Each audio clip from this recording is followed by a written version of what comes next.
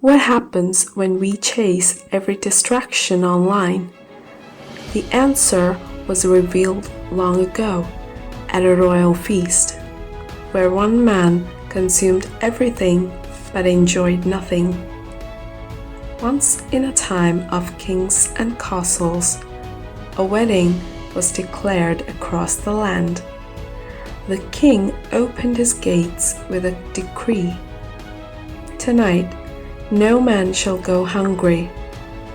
From every village they came, peasants in worn tunics, nobles in silks, musicians with their lutes and drums filling the air with joy.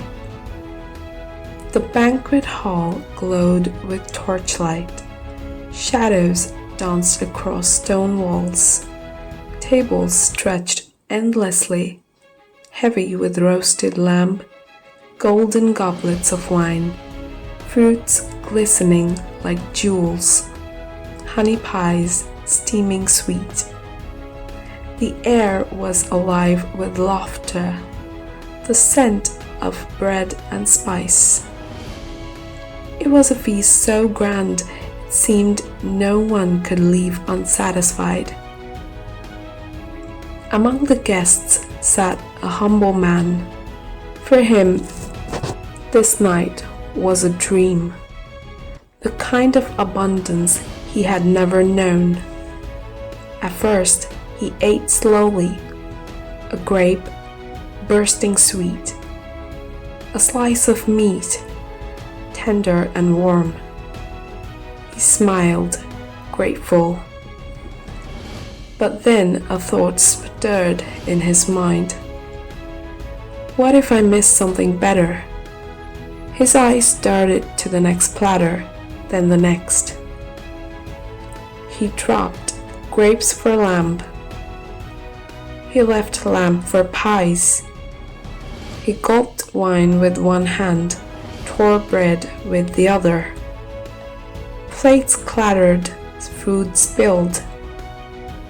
Round him, guests lingered, laughing, savoring, raising goblets in cheer. But he rushed, never finishing a bite. Doesn't this sound familiar? We scroll, we click, we swipe, never staying long enough to truly taste. Soon, his plate was chaos. Meat bones, half-eaten fruit, spilled wine. Yet his hunger grew sharper. Sweat glistened, hands shook. He whispered to himself, "If I linger, I'll miss something better." The feast had not run away. The flavors had not fled. But in chasing everything, he was tasting nothing. From the high table, the king had been watching. At last, he rose. The music quieted. The hall grew still. Shadows stretched as he walked through the length of the feast. He stopped before the restless man, and with calm authority, he asked, "Do you not enjoy the feast? Why then do you rush as though it will flee from you?" The man lowered his gaze. Before him lay not a blessing, but a battlefield of waste. Others still sang, still danced, still laughed. But at his place, silence. Plates stacked high, food untouched, wine spilled dark across the table. At one end of the hall, joy, music, fellowship. At his end, emptiness, clutter, a hollow stare. He had consumed everything and remembered nothing. The king raised his goblet, torchlit glinting of gold.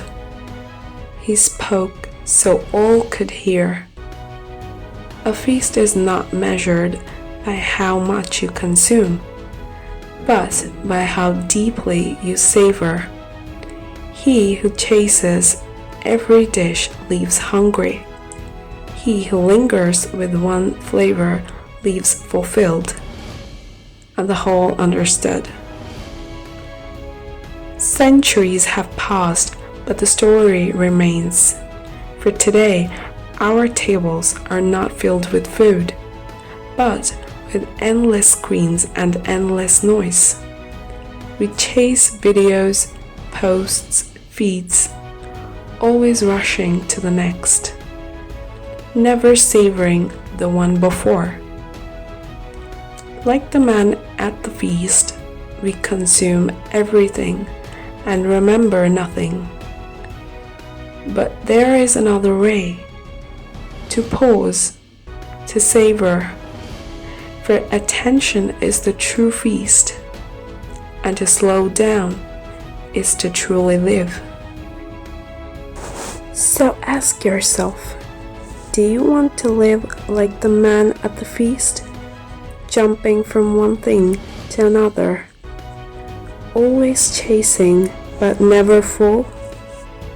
Or will you stop and savor what is truly important? The choice, as it always has been, is yours.